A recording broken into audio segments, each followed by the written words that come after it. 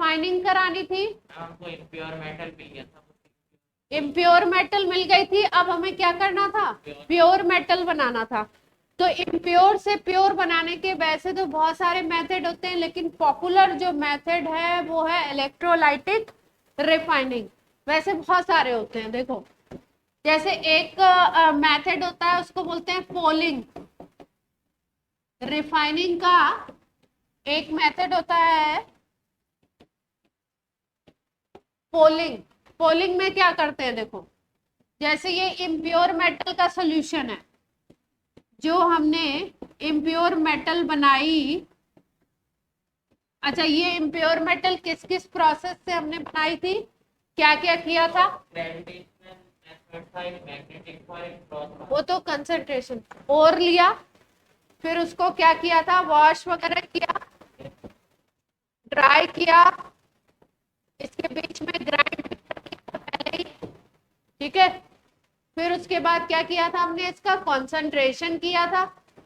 किसी भी मेथड से कर सकते हो अकॉर्डिंग टू और कैसा और है उसके ऊपर, मैग्नेटिक प्रॉपर्टी वाला है तो मैग्नेटिक कर दो, हैवी और लाइट वाला है जिसमें मान लो इम्प्योरिटी लाइट हो और आपका हैवी हो तो ग्रेविटेशनल ले लो। इस तरीके से डिफरेंट प्रोसेसेस के अकॉर्डिंग हमने कंसंट्रेशन कर लिया। कंसंट्रेशन करने के बाद हमने क्या किया, उसको जलाया, रोस्टिंग की, या एक और प्रोसेस था जिसको बोला था कैल्सिनेशन। रोस्टिंग और कैल्सिनेशन के बाद हमें ऑक्साइड मिल गया था। ऑक्साइड के बाद हमने इसको रिड्यूसिंग एजेंट के साथ ट्रीट किया।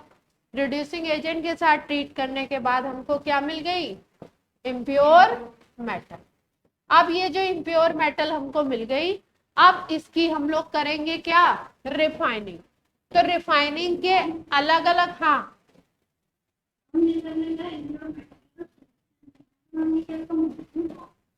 हाँ मॉल्टेन फॉर्म ले लेंगे, मॉल्टेन तो मिलेगा ही ना हमें, मॉल्टेन एक कंटेनर में ले लिया हमने। अब ये जो इम्प्योर मेटल मिली हुई है इसके मॉल्टेन फॉर्म को लेकर के हम लोग क्या करेंगे, फ्रेश बैम्बू प्लांट देखा आपने, सुना है ना, बैम्बू प्लांट देखा है ना, सुना है, ग्रीन कलर का, हाँ ग्रीन कलर का, हाँ स्टिक समझ सकते हो, बांस बोलते हैं हिंदी में बैम्बू प्लांट को। तो फ्रेश एकदम जब ग्रीन होता है तो उसको ले लेते हैं और उसके थ्रू इसको क्या करते हैं, ये हॉट है ये सॉल्यूशन, और इसमें ही हम क्या करते हैं, बैम्बू प्लांट से अच्छे तरीके से मिक्स करते हैं इसको।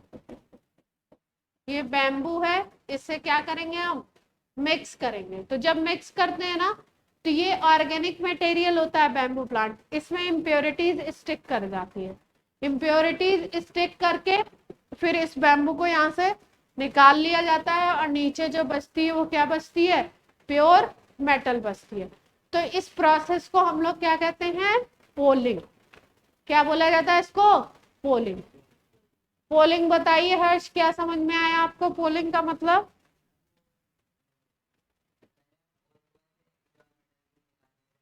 हाँ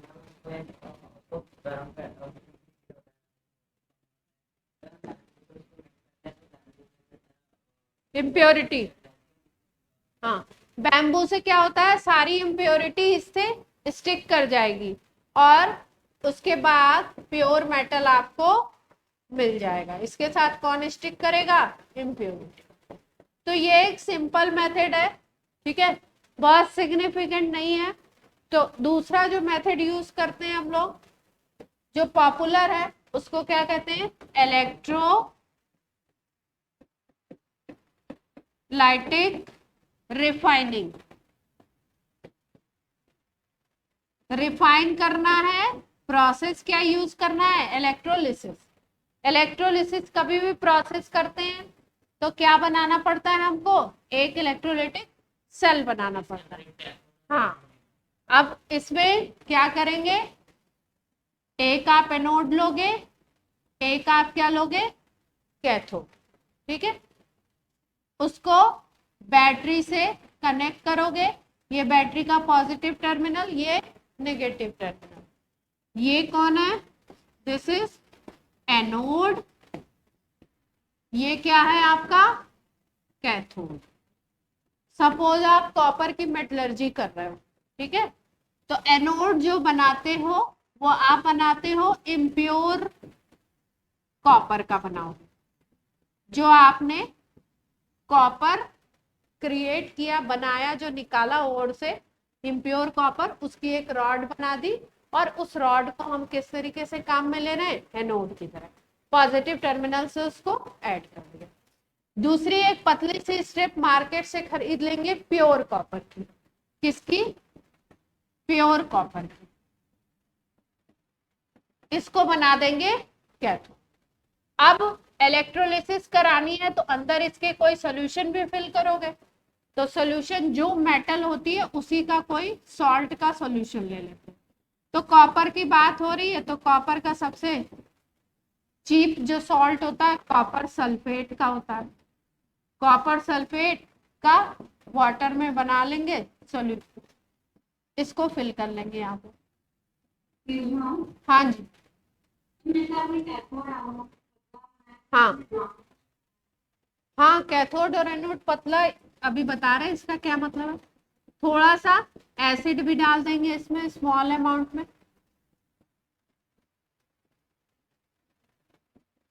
अब देखो हमारे पास क्या करना है, हमको प्योर करना है इसको, इसमें से प्योर जो कॉपर है वो निकल जाए, हमें ऐसा करना है।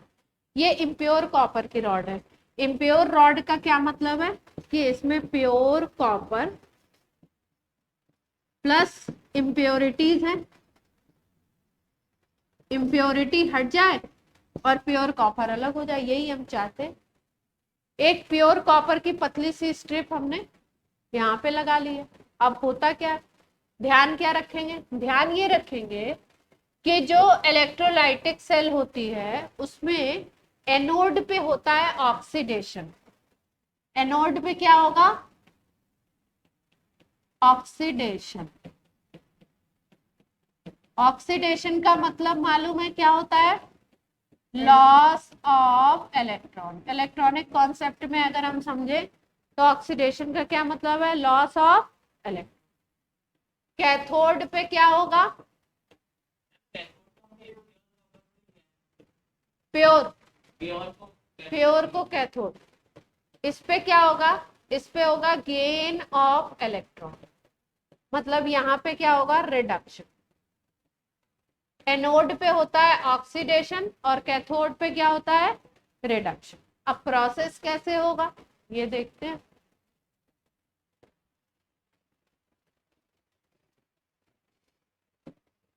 ये दो रॉड थी, एक पतली, ये इसमें कॉपर सॉलिड है, प्योर कॉपर है, ठीक, इसमें इम्प्योरिटी है। तो यहाँ पे ये वाली रॉड एनोड है, ऑक्सीडेशन होना है, तो होगा क्या, इसमें जो कॉपर है वो अपने अंदर से 2 इलेक्ट्रॉन को लूज करेगा, अपने अंदर से 2 इलेक्ट्रॉन बाहर कर देगा और कॉपर +2। कोई भी स्पीसीज जो अपने अंदर से इलेक्ट्रॉन को बाहर निकालती है तो उसके ऊपर कैसा चार्ज आ जाता है, +2, ठीक। ये कहाँ पे हुआ, एनोड पे हो गया ऑक्सीडेशन, ठीक। अब ये कॉपर +2 जो होगा, सोल्यूशन में क्या है, सोल्यूशन में है कॉपर सल्फेट। तो सोल्यूशन में है क्या क्या, सोल्यूशन में है कॉपर सल्फेट। अब सॉल्ट जो होते हैं ऐसे कॉपर सल्फेट बड़े उसके फॉर्म में नहीं होंगे, सोल्यूशन हमेशा ऐसे रहेगा, कॉपर +2 और SO4-।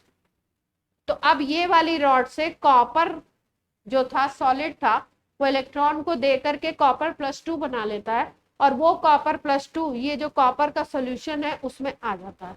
तो इसका मतलब इस रॉड से कॉपर +2 सोल्यूशन में आ गया, ठीक। अब क्या होगा, ये कॉपर +2 सोल्यूशन में आया और ये 2 इलेक्ट्रॉन भी है।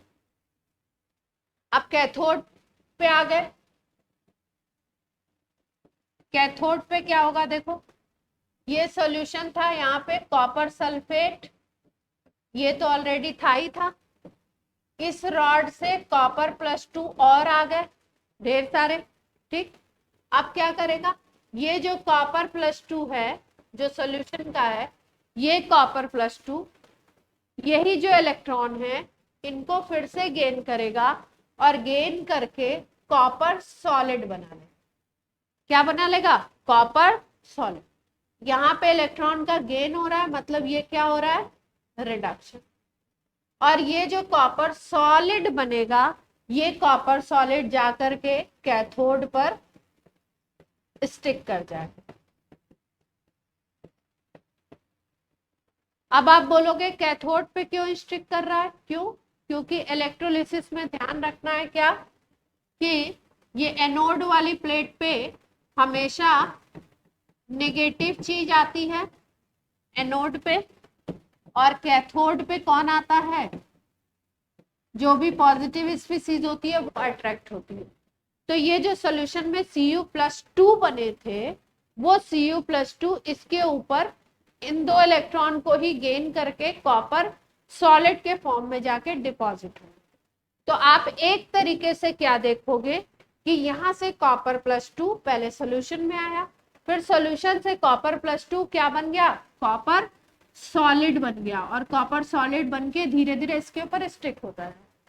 तो जैसे जैसे प्रोसेस चलेगा, आफ्टर सम टाइम आप क्या देखोगे, थोड़े टाइम बाद आप देखोगे कि ये जो पतली रॉड आपने ली थी ना कैथोड की, ये थिक होती जाएगी और थिक होती जाएगी।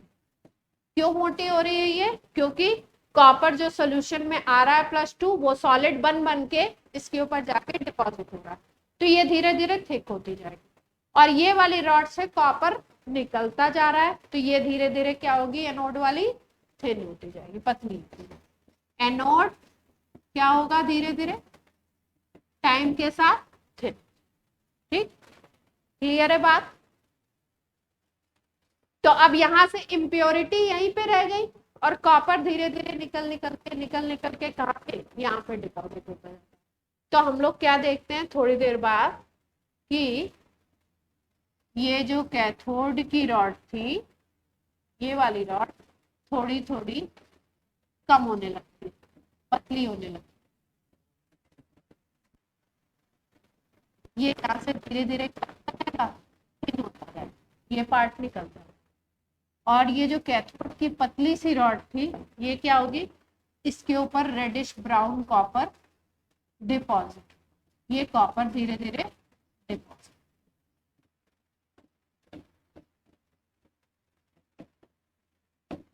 और यहां से कॉपर क्या होगा? इजेक्टेड, निकलता जाएगा। तो यहाँ पे तो कॉपर भी था, इम्प्योरिटी भी थी, कॉपर निकल के इस पे स्टिक करता जा रहा है, ये थिक होती जा रही है। अब क्या होगा? जब हम देखेंगे ये ज्यादा थिक हो गई तो इसको निकाल देंगे। ठीक है, अगर अभी भी इसमें कॉपर है, अभी भी अगर ये बहुत पतली नहीं हुई है, तो इसको निकालते जाएंगे। अब ये तो प्योर कॉपर की है, इसको निकाल देंगे, फिर मार्केट से दूसरी पतली सी स्ट्रिप ला करके यहाँ पे लगा लेंगे, और फिर से यही प्रोसेस लगातार होता रहेगा। कब तक करवाएंगे? जब तक इसका ज्यादा मैक्सिमम कॉपर यहाँ से निकाल ना लिया। ठीक है, कभी कभी ऐसा देखने को मिलता है कि एनोड के नीचे की तरफ कुछ ऐसा कचरा जैसा इकट्ठा होता रहता है। ठीक है, एनोड के नीचे की तरफ बिलो एनोड इम्प्योरिटी इकट्ठा होती जाती है। इम्प्योरिटी क्या होती है? धीरे धीरे कलेक्ट होती रहती है, तो उसको हम लोग बोलते हैं एनोड मड। क्या बोलते हैं? ये जो इम्प्योरिटी होती है एनोड मड। कुछ इम्प्योरिटी तो ऐसी होती है जो सोल्यूशन में जाती है और सोल्यूशन में डिसॉल्व हो जाती है, तो वो वैसे निकल जाती है। कुछ इम्प्योरिटी ऐसी होती है जो एनोड के नीचे की तरफ कलेक्ट होती रहती है, ऐसा ब्लैकिश सब्सटेंस, तो उसको हम क्या कहते हैं? Anode mud. तो इलेक्ट्रोलिसिस में क्या क्या याद रखना है? जो आपको मेटल प्योर करनी है उसी का सॉल्ट उसमें फिल करोगे। दूसरी चीज, आपसे पूछा जाता है कि कैथोड किसका बनाओगे, एनोड किसका बनाओगे? एनोड इम्प्योर मेटल का, कैथोड प्योर मेटल। कैथोड की रॉड पे धीरे धीरे कॉपर जाकर के जो भी मेटल आप ले रहे हो वो मेटल जाके चिपकती जाएगी, तो कैथोड थिक और एनोड टाइम के साथ थिन होता जाएगा। फिर एनोड के नीचे की तरफ इनसॉल्युबल इम्प्योरिटी इकट्ठी होती जाती है, उसको हम लोग क्या कहते हैं, एनोड मड। ठीक है, और ये जो मेथड है ये क्या होता है, आप कह सकते हो बेस्ट मेथड ऑफ रिफाइनिंग होता है। और भी बहुत सारे होते हैं, आपके लेवल पे यही बता है। क्लियर है यहां तक बात? और भी कोई मेथड दिया है? एक ही यही रिफाइनिंग का दे रखा, होते बहुत सारे हैं, और भी होते हैं, है ना? एक जैसे मेथड होता है, एक को बोलते हैं जोन रिफाइनिंग। जोन रिफाइनिंग में क्या करते हैं, एक बड़ा सा मोटा सा हीटर लिया जाता है, ठीक है, वो हीटर की ऐसे मान लो ऐसे मोटी सी रॉड है, ठीक, वो हीटर ऐसे घूमेगा, रोटेटिंग हीटर होता है, ऐसे घूमता रहता है, ठीक। आपने क्या किया, ये इम्प्योर मेटल की रॉड है, इसको लगा दिया, अब इसके चारों तरफ रोटेटिंग हीटर है, हीटर घूम रहा है, ठीक। हीटर बहुत गर्म होता है, उसमें होता क्या है कि वो ये इसके लिए जोन रिफाइनिंग इसके लिए यूज करते हैं, जिसमें जो इम्प्योरिटी होती है वो हाई टेम्परेचर पर नीचे की तरफ जाती है। तो इम्प्योरिटी क्या होती है, जहां जहां हीटर जाता है इम्प्योरिटी डिजोल्व होती जाती है, और डिजोल्व होकर नीचे की तरफ, नीचे की जो रॉड होगी वो थिक होती जाएगी, तो नीचे इम्प्योरिटी इकट्ठी होती जाती है। तो ऐसे प्रोसेस में क्या करते हैं कि एक स्पेशल काइंड ऑफ कटर भी होते हैं, इम्प्योरिटी नीचे इकट्ठी होती जा रही है, भारी होकर के, मेल्ट होकर के नीचे, और नीचे से कट कर दिया, फिर ऊपर से इम्प्योर को ऐड कर दिया जाता है, फिर वो रोटेटिंग हीटर ऐसे घूमता है। तो प्रोसेस बहुत सारे हैं, आपके में जो पॉपुलर था वो बताएंगे। अब एक अपना छोटा सा टॉपिक छूटा हुआ था बीच का, उसको हम लोग क्या बोलते हैं, हाँ, कैरेक्टर ऑफ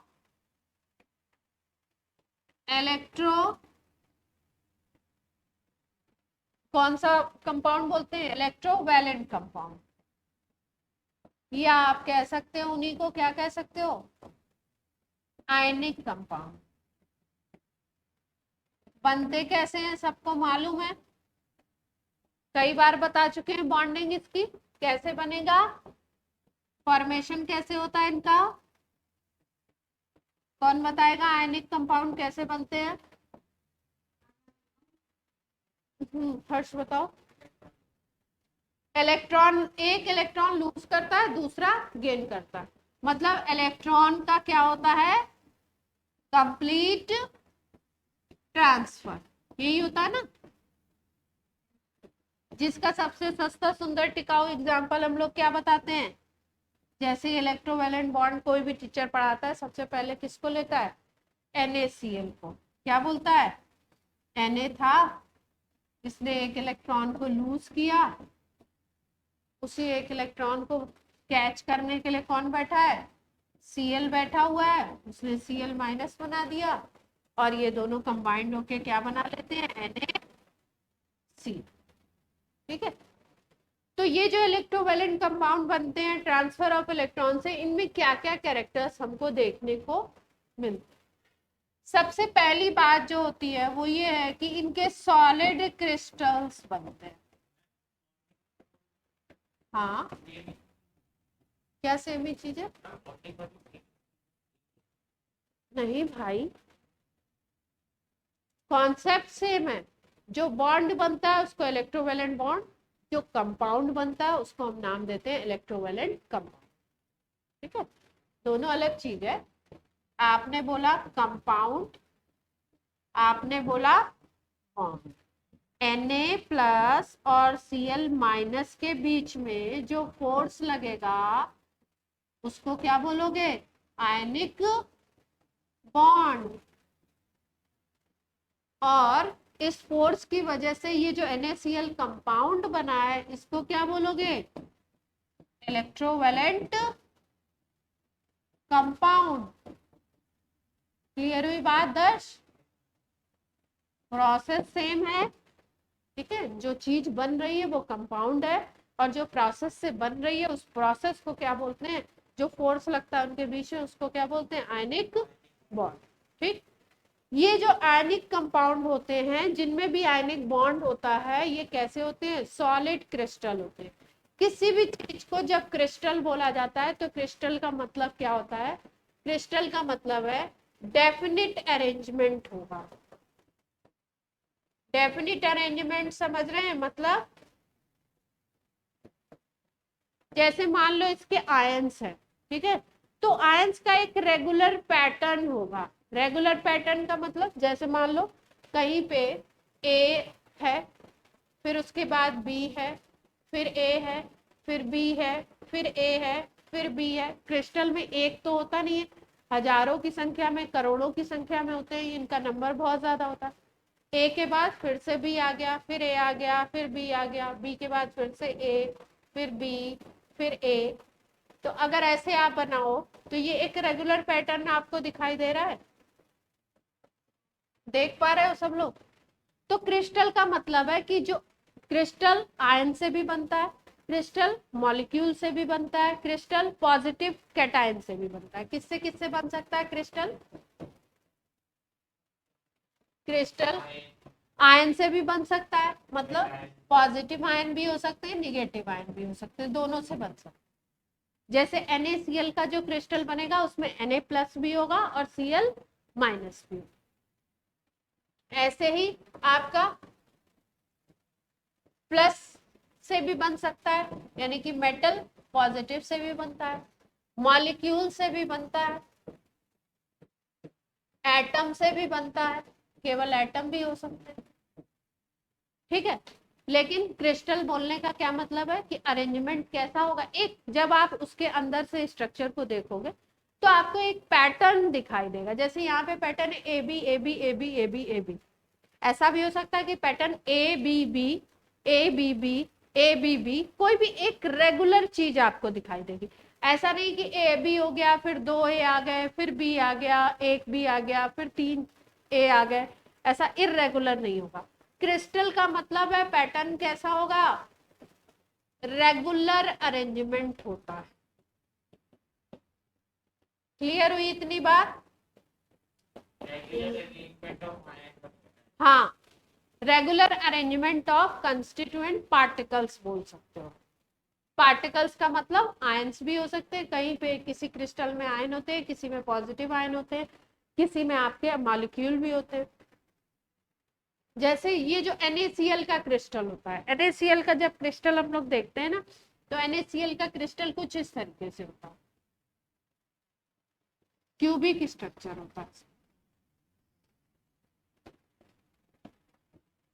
12th में आप लोग सॉलिड स्टेट पढ़ोगे तो उसमें क्रिस्टल्स पढ़ोगे, ऐसे स्ट्रक्चर। ये क्यूब्स हैं, देख रहे हैं? क्यूब है एक, ये देख पा रहे हो आप लोग? ठीक है, ये क्यूब के यहाँ पर, यहाँ पे कॉर्नर्स पे एटम्स होते हैं, ठीक है। NaCl का जो क्रिस्टल होता है उसमें जैसे सेंटर में एक Na प्लस है और ये चारों तरफ 6 Cl माइनस है। कितने Cl माइनस है? 6। इसी तरीके का रेगुलर अरेंजमेंट होगा, एक क्यूब इसके ऊपर, एक क्यूब इसके लेफ्ट में, एक क्यूब राइट में, नीचे की तरफ, ऊपर की तरफ, ऐसे कितने क्यूब्स होंगे, ठीक है। 7 Cl कहाँ बना दिए मैंने? 7 बना दिए। ये जो पैटर्न बनता है ना, इसके कॉर्नर्स पे टोटल में आपके 8 कॉर्नर हो गए ना, तो 8 हो जाएंगे। हाँ, एक बीच पे Na को घेरते हुए ऐसा पैटर्न, ठीक है। ऊपर ऐसा होगा, नीचे ऐसा होगा, इधर लेफ्ट में ऐसा, राइट में ऐसा, इस तरीके से। तो ये पूरा क्रिस्टल होगा। क्रिस्टल अलग अलग तरीके के हैं, इसको क्यूबिक क्रिस्टल बोलते हैं, ठीक है। तो एक रेगुलर अरेंजमेंट आपको देखने को। दूसरी प्रॉपर्टी क्या है इनकी अगर बात करो, तो सेकंड प्रॉपर्टी होती है आपकी कि ये आपके पोलर सॉल्वेंट में डिसॉल्व। पोलर सॉल्वेंट में क्या होंगे? सॉल्युबल हो। अब पोलर सॉल्वेंट का क्या मतलब होता है? पोलर सॉल्वेंट का मतलब होता है कि जिसमें पॉजिटिव और नेगेटिव पोल बनता है। जैसे पोलर सॉल्वेंट का एक अच्छा एग्जांपल होता है वाटर। वाटर में क्या होते हैं ये डिसॉल्व। वाटर में पोल्स कैसे बनते हैं? वाटर का फॉर्मूला क्या होता है? H2O। इसमें अगर देखें तो पोल्स इस तरीके से, H2O का स्ट्रक्चर ऐसा होता है, O के ऊपर निगेटिव चार्ज होता है, H के ऊपर पॉजिटिव चार्ज। ऐसा कोई भी सॉल्वेंट जिसमें पॉजिटिव नेगेटिव चार्ज है तो वो उसको क्या बोलते हैं? Polar solvent. NaCl एक आयनिक कंपाउंड है। NaCl में क्या होगा? Positive charge.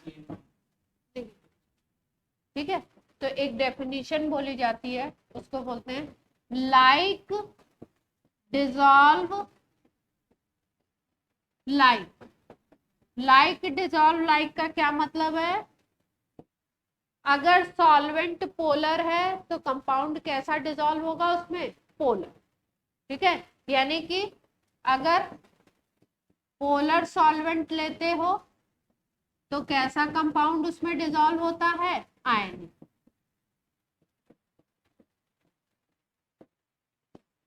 ठीक है, मतलब NaCl वाटर में अच्छे तरीके से डिसॉल्व होगा और कुछ ऑर्गेनिक सॉल्वेंट होते हैं जिनको नॉन पोलर होते हैं। ऑर्गेनिक सॉल्वेंट होते हैं जिनको हम बोलते हैं नॉन पोलर, उसमें पोल नहीं बनता। जैसे एक सॉल्वेंट होता है उसको बोलते हैं CCl4, carbon tetrachloride. Carbon tetrachloride. ठीक है, एक होता है C6H6, बोलते हैं बेंजीन। ये सब कैसे होते हैं? ये सब होते हैं ऑर्गेनिक सॉल्वेंट। ये कैसे होते हैं? नॉन पोलर, इसमें पोल नहीं बनता।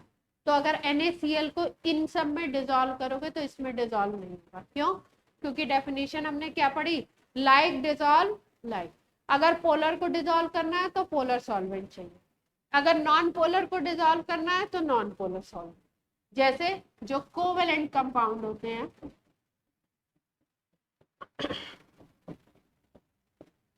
वो डिसॉल्व होते हैं किसमें? Organic solvent. क्यों? क्योंकि ये कैसे है? नॉन कोवेलेंट कंपाउंड में ज्यादातर पोल्स डेवलप नहीं। यहाँ पे पोल्स क्या होंगे? डेवलप नहीं। कुछ ऐसे भी होते हैं जिसमें डेवलप होते हैं, पोल्स नॉट डेवलप, यहाँ पे लिख देते हैं इन जनरली। हाँ,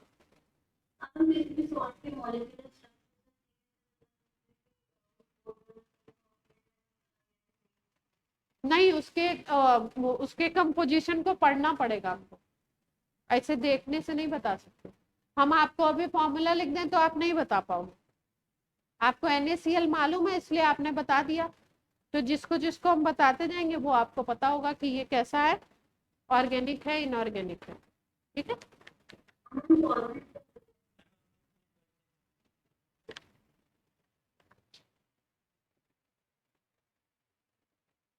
अच्छा टाइम हो गया आपका?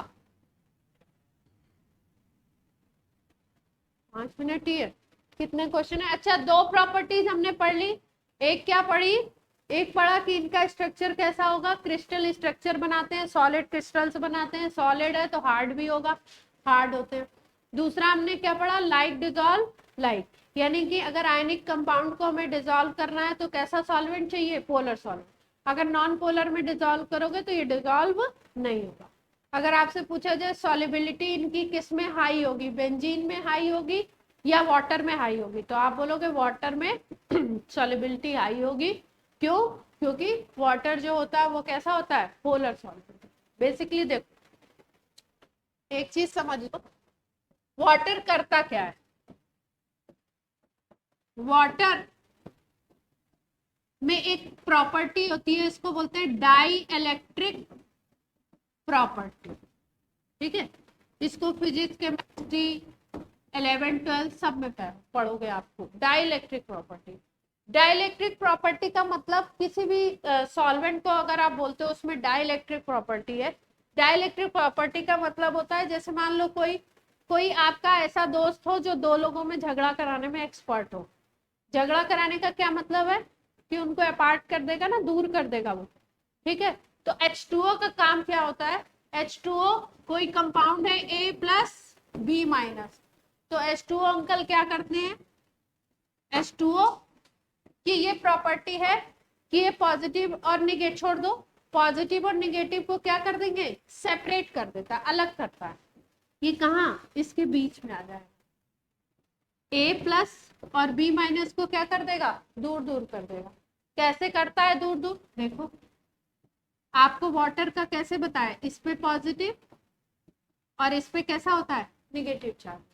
ठीक, करता क्या है, इसका ये जो पॉजिटिव पार्ट है, पॉजिटिव को इसका निगेटिव वाला एंड सराउंड करेगा और निगेटिव को पॉजिटिव वाला।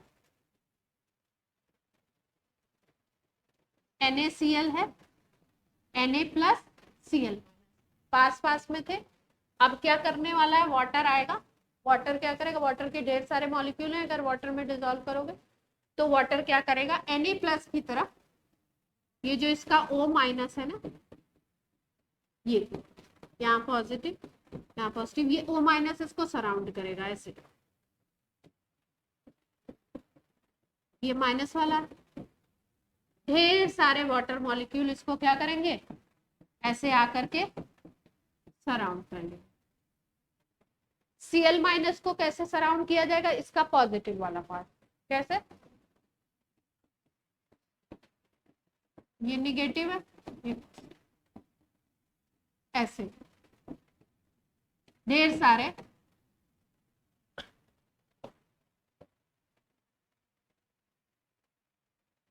तो सराउंडिंग में क्या होता है आपका?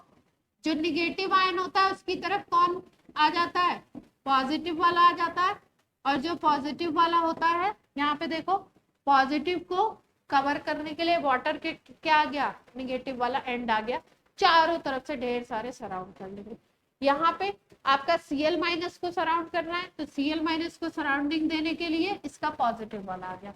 अब जब पॉजिटिव आ जाता है तो ये थोड़ा अलग, ये थोड़ा अलग, NaCl ब्रेक हो गया। और ब्रेक होकर होने का मतलब है कि ये वाटर में क्या हो गया? डिसॉल्व हो गया। सॉल्युबिलिटी क्या होती है इनकी? हाई होती है। किसमें? पोलर में। और नॉन पोलर में डिसॉल्व करोगे तो सॉल्युबिलिटी क्या होगी? कम होगी। ठीक है, डिसॉल्व या तो नहीं होंगे या अगर होंगे तो बहुत कम। क्वेश्चन पूछ लो, 3-4 प्रॉपर्टी और रह गई है तो वो नेक्स्ट उस पे करा दो।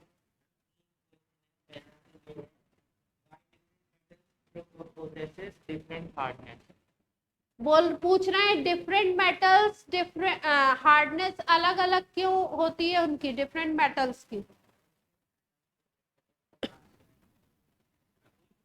रीजन क्या दिया हुआ है?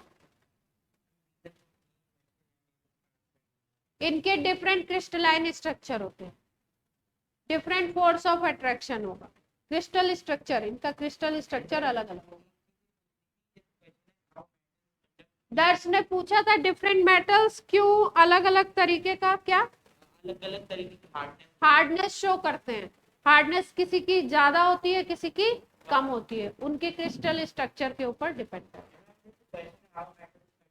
तो इसके अंदर सेम आंसर होगा, जैसे इलेक्ट्रिसिटी में होता है कि इलेक्ट्रॉन फ्री होते हैं, तो जैसे कि उनसे करंट पास होता है तो वो एक लाइन तो हीट के लिए तो हीट ट्रांसफर होती है ना, एक मेटल एटम से दूसरे, दूसरे से तीसरे, तीसरे से, कौन सा मेथड बोलते हैं इसको? कंडक्शन बोलते हैं ना, कंडक्शन। हीट ट्रांसफर के कितने मेथड हैं? कंडक्शन, कन्वेक्शन और कौन सा होता है? रेडिएशन। सन से रेडिएशन फॉर्म में होता है। कन्वेक्शन में मीडियम की जरूरत नहीं है, कंडक्शन में मीडियम की जरूरत।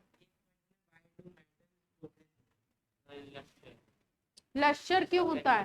फ्री इलेक्ट्रॉन होते हैं इसमें, फ्री इलेक्ट्रॉन होने की वजह से इसमें क्या होता है? हाँ, ये बताया था मैंने आज इसको। और हो गए क्वेश्चन, हो चुके हैं दर्श के।